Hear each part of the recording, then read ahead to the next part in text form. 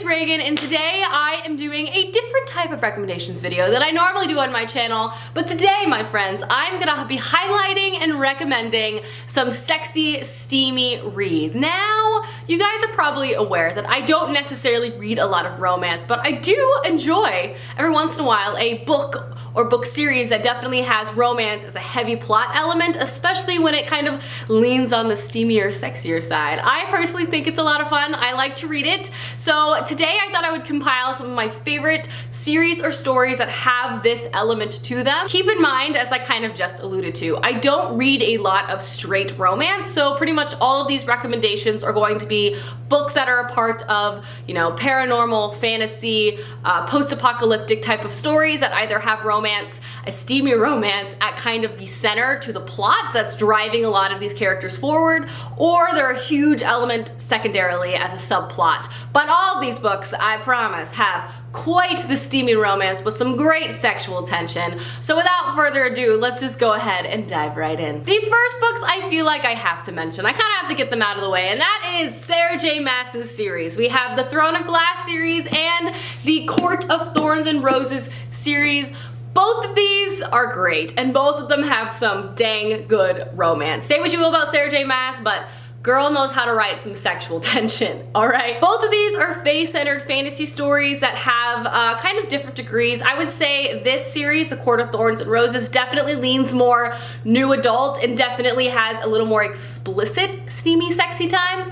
But Throne of Glass, I feel like, is quickly kind of jumping the ladder as well. As I kind of mentioned, Sarah J Maas, I feel like, is a pro between writing not only main romances, but secondary character romances with all of the sexual tension. Literally, you will just be flipping the pages to get the goods, okay? You are cheering for everyone, and it's just like trash, but you love it, okay? You love it. This is a great, if you want romance and fantasy, or even just romance, I would highly recommend reading Sarah J Maas's books, because they're basically like romance fantasy, and I'm here for it. Not to say her plots aren't very interesting as well, because they are. Her romantic plots and her fantasy plots are all highly entertaining, so read them. Next on my list is a pretty well-loved paranormal series, and that is the Fae Fever series by Karen Marie Moning. This, to me, is like the classic paranormal story that has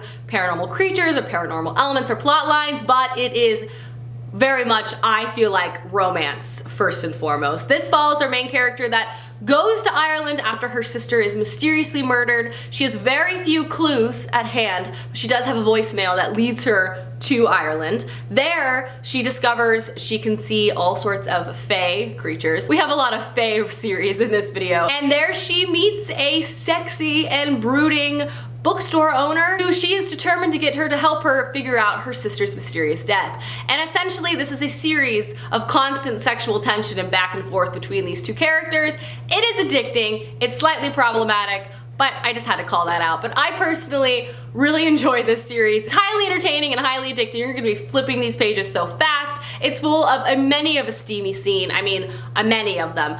Again, can be problematic, so keep that in mind, but if this is something that you feel like you will enjoy, I highly recommend it. Next on my list is The Bone Season by Samantha Shannon. Now this is definitely an example of, I feel like, the romance being more of a secondary subplot, but is still a great element to the story. This is a very large fantasy world with lots of action, lots of characters, and lots of complexities. We follow our main character who lives in a world where mind powers are illegal, therefore people who often have telepathic abilities kind of congregate in gangs for protection against the government. Our main character has telepathic abilities, gets captured at the beginning of this book, and is sent to this weird, like, camp thing.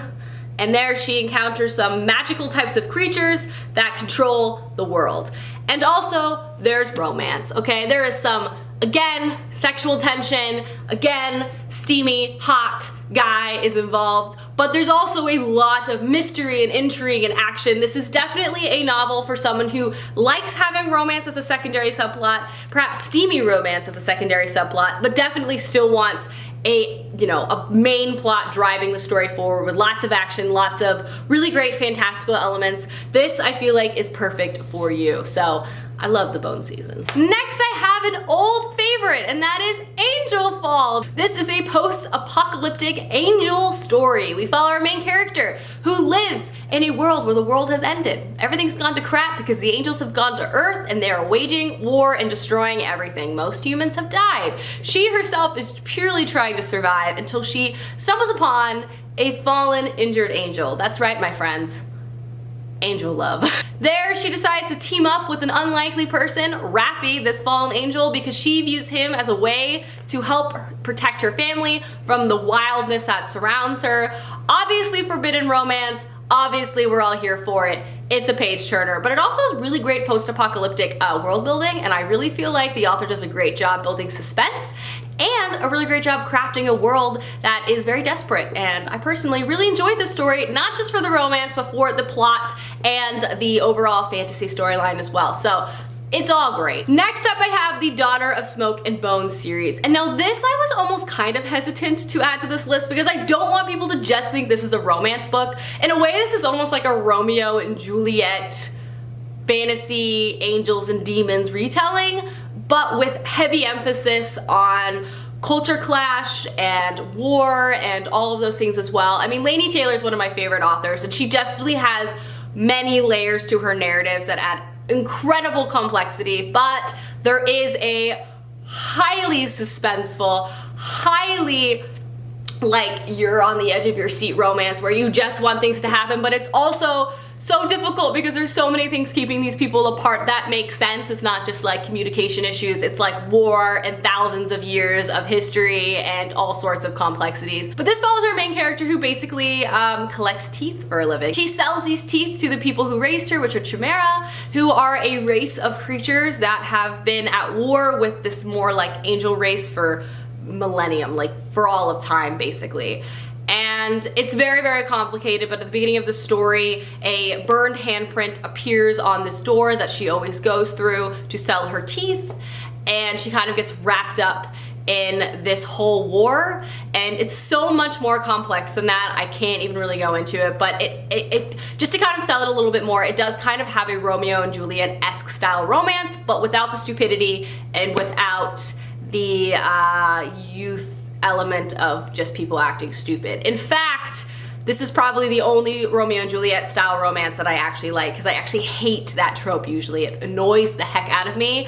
But these people really are star-crossed lovers torn apart by a feuding group. And honestly, there's just like so much to the story. If you haven't read it, just read it. But there is that element, and it's good, let me tell you. Next is another classic, and that is the Shatter Me series by Tahereh Mafi. I feel like this is especially pertinent because the fourth book is coming out very, very soon. But this to me was one of the classics, one of the first steamy YA novels I ever read, and I loved it when I read it. This is a story following our main character who at the beginning of the novel is in prison, and she's there because her touch basically kills people. And this isolation is driving our main character Juliet kind of to spiral both into a depression and also a lot of self-doubt. And at the beginning of the story, she's broken out. And this is a world that is post-apocalyptic, but I would definitely say this is a YA story that has elements of, you know, an action adventure story, but it's definitely character focused and also therefore romance focused, but also friendship focused. It has a lot of,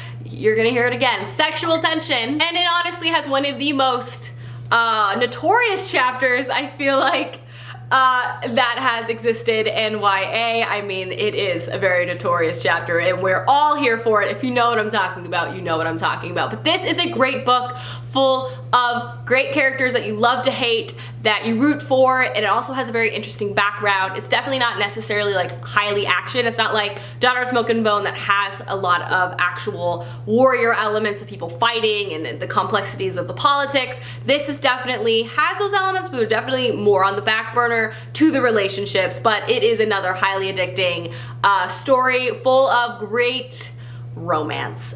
Alrighty guys, those are my steamy, sexy book recommendations. Let me know down below some books you personally love that kind of fit in this category, as I would love to know. And I will see you guys soon with another video soon. Goodbye!